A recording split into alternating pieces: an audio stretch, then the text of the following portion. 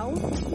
Itong model na po ito ay Thea Townhouse, 2-story, na mayroong floor area na 60 square meter and lot area na 50 square meter.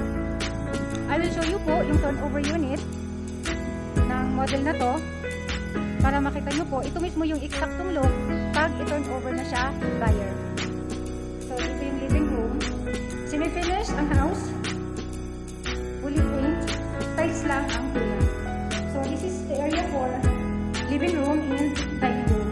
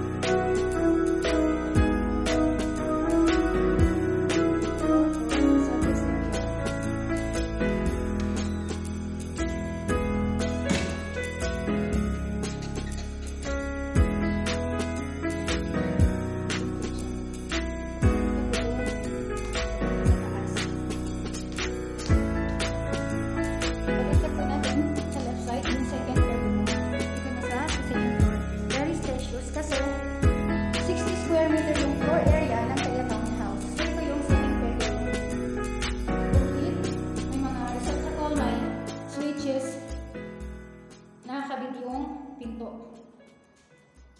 So, next niya is yung master bedroom. Master bedroom is connected sa balcony. So, mas malawak siya compared dito sa second bedroom. Bali, ito na yung pinaka-third bedroom na connected sa balcony or terrace.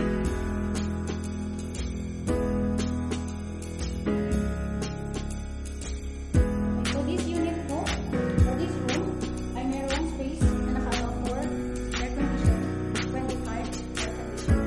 So, katabi lang din ito yung toilet and bath. Second toilet and bath dito na sa taas. Kompleto siya. May shower. Toilet bowl.